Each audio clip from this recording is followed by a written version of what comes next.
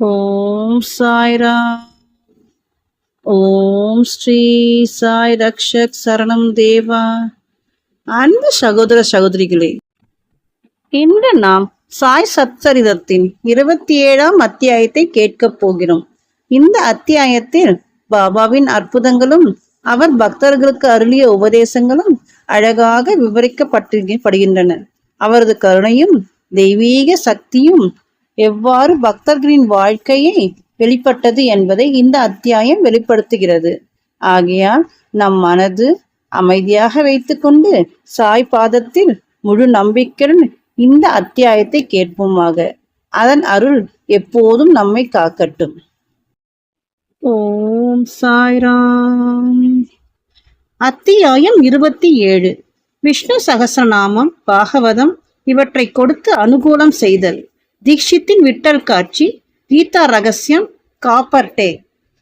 பாபா தமது ஸ்பரிசத்தால் புனிதப்படுத்தி மத சம்பந்தமான நூல்களை பாராயணத்துக்காகவும் இதர விஷயங்களுக்காகவும் பக்தர்களுக்கு அளித்து எங்கனம் அனுகூலம் செய்தார் என்பதை இவ்வத்தியாயம் கூறுகிறது. முன்னுரை.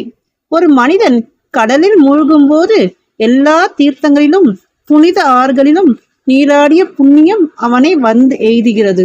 அதே மாதிரியாக ஒரு மனிதன் சத்குருவின் பாதங்களில் அடைக்கலம் புகும்போது அவன் மூவரையும், பிரம்மா, விஷ்ணு, மகாதேவரையும் பரபிரம்மத்தையும் வணங்கும் பேறு அவனுக்கு உண்டாகிறது. கற்பக தருவும் ஞான சாகரமும் நமக்கு ஆன்ம உணர்வை அளிப்பவருமான சாயிக்கு ஜெயம் உண்டாகட்டும். ஓ சாயி, தங்களது கதைகள் பால் எங்களுக்கு ஆர்வம் உண்டாக செய்யுங்கள். சாதக பறவை மேகங்களினுள் உறையும் நீரை பருகி இன்பம் அடையும். இதை கற்போரும் கேட்போரும் அதே மனநிறைவு பாங்கில் இவைகளை ஆர்வத்துடன் பருகட்டும். தங்களது கதைகளை கேட்டுக்கொண்டிருக்கும் போது அவர்களும் அவர்களது குடும்பமும் சாத்வீக உணர்வுகள் அனைத்தையும் பெறட்டும். அதாவது மனம் உருகி கண்களில் நீர் நிறைய அவர்கள் மூச்சு ஒரே சீராக அமைந்து அவர்கள் மனம் அமைதியடைந்து அவர்கள் மயிர்பூச்செறிந்து அழுது தேம்பி உடல் குலுங்கட்டும். எங்கள் பகைமையும் வித்தியாசங்களும் பெரியன ஆயினும் சிறியான ஆயினும் மறைந்தொழியட்டும்.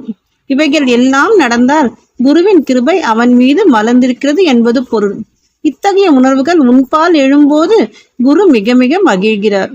ஆத்ம உணர்வு என்னும் லட்சியத்தில் உனக்கு நிச்சயமாக வழிகாட்டுவார். பாபாவிடம் முழுமையான இதயபூர்வமான சரணாகதி எய்துதலே மாயையின் பிடிகளிலிருந்து விடுபடுவதற்கு மிகச் சிறந்த வழியாகும். மாயைக்கு அப்பால் வேதங்களால் உன்னை எடுத்து செல்ல முடியாது. சத்குரு ஒருவரை அங்கனம் செய்ய முடியும். பரம்பொருளை எல்லா ஜீவராசிகளும் காண முடியும். புனிதமாக்கப்பட்ட நூலை அளித்தல். பாபா உபதேசம் அளிக்கும் பல முறைகளை முந்தைய அத்தியாயங்களில் நாம் முன்னரே கண்டிருக்கிறோம். அவற்றில் ஒரு முறையை இங்கு காண்போம். தாங்கள் சிறப்பாக பாராயணம் செய்ய விரும்பிய சில மத சம்பந்தமான நூல்களை பாபாவிடம் எடுத்து சென்று அவரால் தொடப்பட்டு புனிதமாக்கப்பட்ட அவைகளை திரும்ப எடுத்து பெற்றுக்கொள்வதும் சிலரின் வழக்கமாக இருந்து வந்தது. அத்தகைய நூல்களை அவர்கள் தினந்தோறும் படிக்கும்போது பாபா அவர்களுடன் இருப்பதாக உணர்ந்தனர். ஒருமுறை காக்கா மகாஜனி ஏகநாத பாகவதம் புத்தகம் ஒன்றுடன் சீரடிக்கு வந்தார். சாமா இந்நூலை படிப்பதற்காக எடுத்து அதை தன்னுடன் மசூதிக்கு எடுத்து சென்று விட்டார். பாபா அதை அவரிடமிருந்து வாங்கி அங்கும் இங்குமாக சில பக்கங்களை புரட்டிவிட்டு சாமாவிடம் திரும்ப அளித்து, இதை நீ வைத்துக்கொள் என்றார். சாமா, அது காக்காவுடையது, அவருக்கு அதை திரும்ப கொடுத்து விட வேண்டும் என்றார். பாபா, இல்லை இல்லை, நான் உனக்கு அதை அளித்தால் நன்மைக்காகவே உன்னிடமே வைத்துக்கொள், உனக்கு அது பயன்படும். இவ்விதமாக பல நூல்கள் சாமாவிடம் ஒப்படைக்கப்பட்டன. காக்கா இன்னும் சில நாட்களில் மற்றொரு பாகவத்துடன் வந்து அதை பாபாவின் கரங்களில் அளித்தார். பாபா அவருக்கு அதை பிரசாதமாக திரும்ப அளித்து அதை நன்றாக பாதுகாக்கும்படியும் அது அவரை நல்ல நிலையில் வைத்திருக்கும் என்றும் கூறினார். காக்காவும் அதை வணக்கத்துடன் பெற்றுக்கொண்டார். சாமாவும் விஷ்ணு சகஸ்ரநாமமும். சாமா பாபாவின் மிக நெருங்கிய பக்தர். விஷ்ணு சகஸ்ரநாமத்தின் ஒரு பிரதியை பிரசாதமாக அவருக்கு அளிப்பதன் மூலம் பாபா அவருக்கு அருள் செய்ய விரும்பினார். ஒருமுறை ஒரு ராம்தாசி பக்தர் சீரடிக்கு வந்து அங்கு சில காலம் இருந்தார். அவர் தினதோறும் பின்பற்றிய ஒழுங்குமுறை பின்வருமாறு. அதிகாலையில் அவர் எழுந்திருந்து முகம் கழுவி குளித்துவிட்டு குங்கும நிற ஆடையை உடுத்திக்கொண்டு திருநீற்றை உடலில் தரித்து கொண்டு விஷ்ணு சகஸ்ரநாமம், அத்தியாத்ம, ராமாயணம் இவைகளை நம்பிக்கையுடன் படிப்பார். அவர் இவைகளை அடிக்கடி பலமுறை படித்தார். சில நாட்களுக்கு பின்னர் விஷ்ணு சகஸ்ரநாமத்தை பாபா சாமாவுக்கும் ஆரம்பித்து வைத்து அவருக்கு அருள் செய்ய நினைத்தார். எனவே ராமதாஸை தன்னருகில் அழைத்து, பாபா கூறுகிறேன், நான் தாங்க முடியாத வயிற்று வலியால் அல்லல் உறுகிறேன். நான் சூரத்தாவாரை உட்கொண்டால் அன்றி என் வழி நிற்காது. எனவே கடை வீதிக்கு போய் இம்மருந்தை வாங்கி வா என்றார். பின்னர் பாபா தனது யதாஸ்தனத்திலிருந்து இறங்கி ராமதாசி படித்து கொண்டிருந்த இடத்துக்கு வந்து விஷ்ணு சகஸ்ரநாமாவை எடுத்து தமது இடத்துக்கு வந்து சாமாவிடம், ஓ சாமா, இப்புத்தகம் மிகவும் பயனுள்ளது, பலனுள்ளது. எனவே இதை உனக்கு பரிசளிக்கிறேன். ஒருமுறை நான் தீவிரமாக கஷ்டப்பட்டேன். எனது இதயம் துடிக்கத் தொடங்கி என் உயிர் மிகவும் ஆபத்தான நிலைமையில் இருந்தது. அத்தகைய தருணத்தில் நான் இந்நூலை எனது மார்போடு வைத்து அணைத்து கொண்டேன். அப்போது சாமா, அது எத்தகைய ஆறுதலை அளித்தது! அல்லாவே என்னை காப்பாற்ற கீழிறங்கி வந்தார் என்று நினைத்தேன். எனவே இதை உனக்கு கொடுக்கிறேன். மெதுவாக படி. தினந்தோறும் குறைந்தபட்சம் ஒரு நாமத்தையாவது படி. அது உனக்கு நன்மை செய்யும் என்றார். சாமா, அது எனக்கு வேண்டாம். அதன் சொந்தக்காரனான ராமதாசி ஒரு பைத்தியம், பிடிவாதக்காரன், கோபக்காரன். நிச்சயம் என்னுடன் சண்டைக்கு வருவான். மேலும் நான் ஒரு பட்டிக்காட்டான். அதால் எனக்கு இந்நூலிலுள்ள சமஸ்கிருத எழுத்துக்கள் படிக்க தெரியாது என்றார். சாமா, பாபா தனது இச்செய்கையின் மூலம் தன்னை ராமதாசிக்கு எதிராக கிளப்பி விடுவதாக நினைத்தார். பாபா அவருக்காக என்ன நினைத்தார் என்பதை பற்றி எண்ணமே அவருக்கு இல்லை. சாமா ஒரு பட்டிக்காடாக இருந்த போதும் அவருடைய நெருங்கிய பக்தராகையால் இந்த விஷ்ணு சகசநாமத்தை அவர் கழுத்தில் சூட்டி உலக துன்பங்களினின்று அவரை காக்க பாபா எண்ணிருக்க வேண்டும். கடவுள் நாமத்தின் சக்தி யாவரும் அறிந்ததே. அது நம்மை எல்லா பாவங்களினின்றும் காப்பாற்றி பிறப்பு இறப்பு சூழலினின்றும் நம்மை விடுதலையாக்குகிறது. இதைவிட சுலபமான சாதனம் வேறெதுவும் இல்லை. நம் மனதை மிக சிறந்த முறையில் அது தூய்மைப்படுத்துகிறது. எனவே எவ்வித சடங்கு முறைகளோ தடையோ கிடையாது. அது அவ்வளவு சுலபம், அவ்வளவு பயன் உள்ளது. சாமா இந்த சாதனையில் ஆர்வம் கொள்ளாதவராய் இருப்பின் பாபா இதைத்தான் சாமா செய்யும்படி விரும்பினார். எனவே பாபா அதை அவர் மேல் திணித்தார். ஏகநாத மகாராஜ் இம்மாதிரியாகவே ஒரு ஏழை ராமனிடம் விஷ்ணு சகஸ்ரநாமத்தை திணித்து அவனை காப்பாற்றினார் என்று வெகு நாட்களுக்கு முன்பே கூறப்பட்டிருக்கிறது. விஷ்ணு சகஸ்ரநாமத்தை பாராயணம் செய்வதும் மனதை தூய்மைப்படுத்துகின்ற திறந்த அகலமான வழியாகும். எனவே பாபா இதைத்தான் சாமாவிடம் திணித்தார். ராம்தாசி சூரத்தாவாரை விதைகளுடன் உடனே திரும்பினார். அங்கிருந்த அண்ணா சிஞ்சனிகர் நாரதர் வேலை செய்ய விரும்பி நடந்ததெல்லாம் அவரிடம் உரைத்தார். ராமதாசி உடனே கோபத்தால் குதித்தார். தனது முழு வெறியுடன் சாமாவிடம் இறங்கி வந்தார். தனக்கு வயிற்றுவலி என்ற பெயரில் மருந்து வாங்கி வர அவரை அனுப்பும்படி பாபாவை தூண்டிவிட்டது சாமாதான் என்றும் இவ்வாறாக அவரது புத்தகத்தை எடுத்துக்கொண்டார் என்றும் கூறினார். சாமாவை அவர் திட்டவும் செய்து அவர் புத்தகத்தை திருப்பி தரவில்லையானால் அவர் முன் தன் மண்டையை உடைத்து கொள்ளப் போவதாக கூறினார். சாமா அமைதியாக அவரை எதிர்த்து பார்த்தார். அது பயனளிக்கவில்லை. பின் பாபா அவரை அன்புடன் அவரை நோக்கி, ஓ ராம்தாசி, என்ன விஷயம்? ஏன் இவ்வளவு கலங்கி போயிருக்கிறாய்? சாமா நம் பையன் இல்லையா? வீணாக அவனை ஏன் திட்டுகிறாய்? இவ்வளவு சண்டை போடும் ஆளாக நீ எப்படி இருக்கிறாய்? மிருதுவான இனிமையான மொழிகளை பேச உன்னால் முடியாதா? நீ தினம்தோறும் இந்த புனித நூல்களை படிக்கிறாய். எனினும் உன் மனது தூய்மையற்றதாயும் உனது உணர்வுகள் கட்டுப்பாடு இல்லாமலும் இருக்கின்றன. நீ என்ன ராமதாசி? ஓ, இவைகள் எல்லாவற்றிலும் நீ பற்றற்று கவனமின்றி இருக்க வேண்டும். இந்த புத்தகத்தை நீ இவ்வளவு அதிகமாக விரும்புவது வியப்பாயில்லை? உண்மையான ராமதாசிக்கு மமதா பற்று இருக்கக்கூடாது. ஆனால் சமதா, எல்லோரையும் ஒன்று என பாவிக்கும் பண்பு இருக்க வேண்டும். சாமா, பையனுடன் ஒரு புத்தகத்துக்காக மட்டும் நீ சண்டை செய்து கொண்டிருக்கிறாய். போ, உன் இடத்தில் அமர்ந்து கொள்.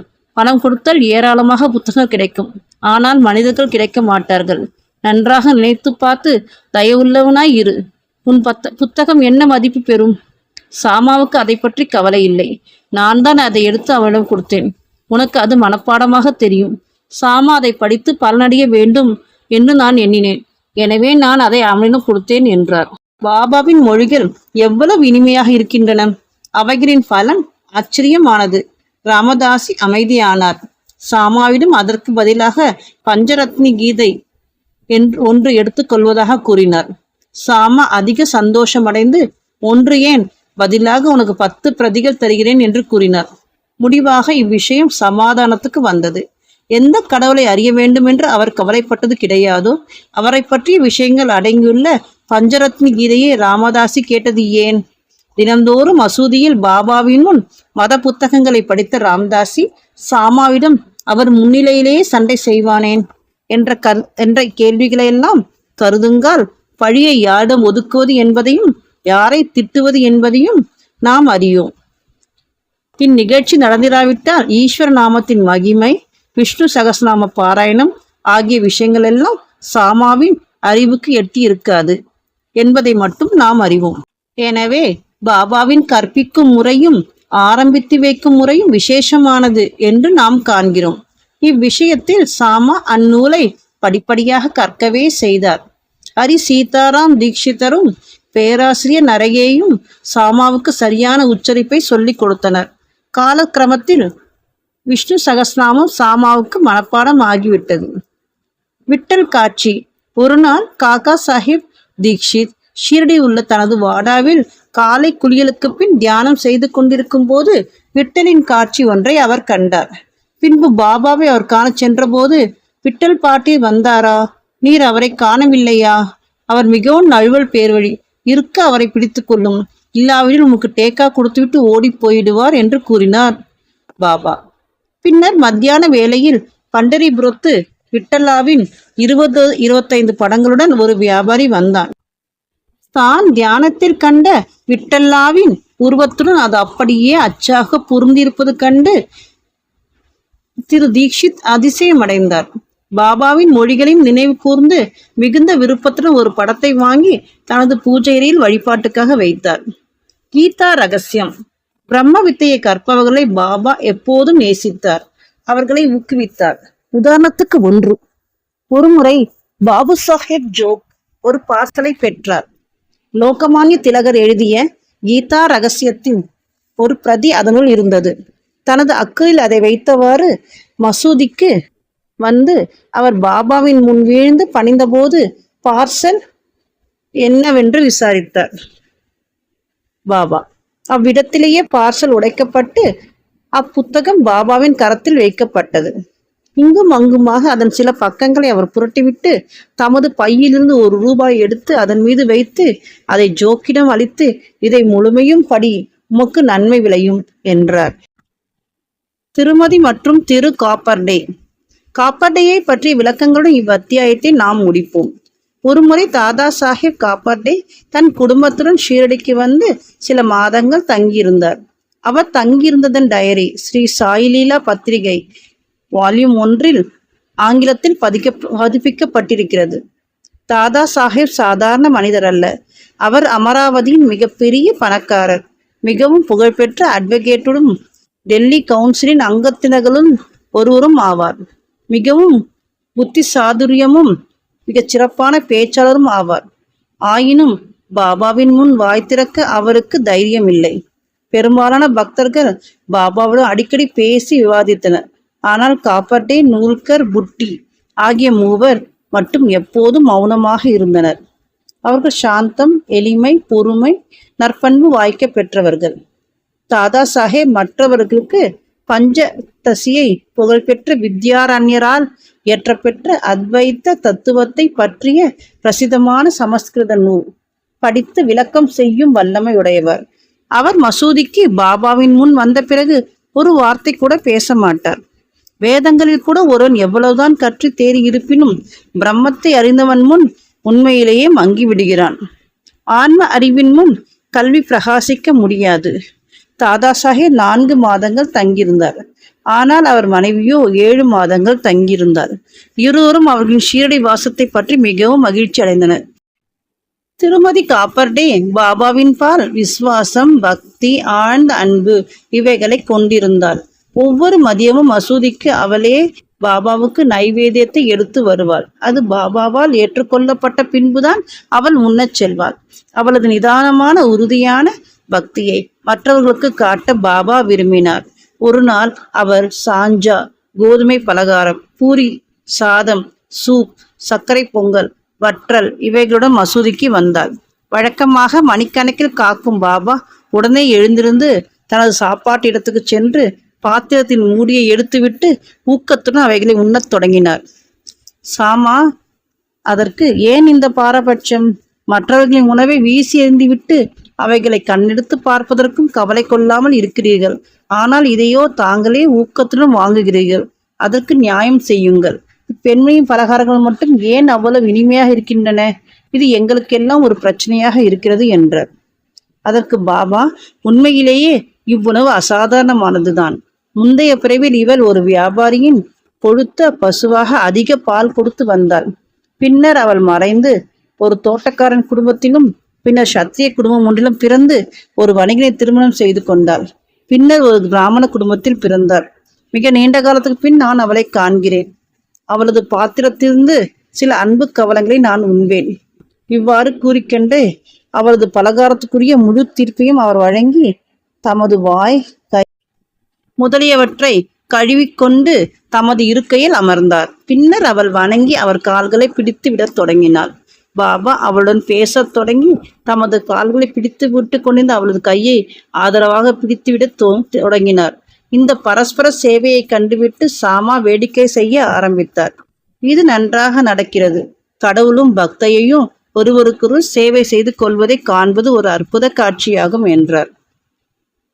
அவளது விசுவாசமான சேவையை கண்டு பாபா அவளை மிருதுவான அற்புதமான குரலில் ராஜாராமா ராஜாராமா என்று அப்போதிலிருந்து எப்போதும் ஸ்மரிக்கும்படியாக கூறி, இதை நீ செய்து வந்தால் உனது வாழ்க்கையின் நோக்கத்தை எய்துவாய்.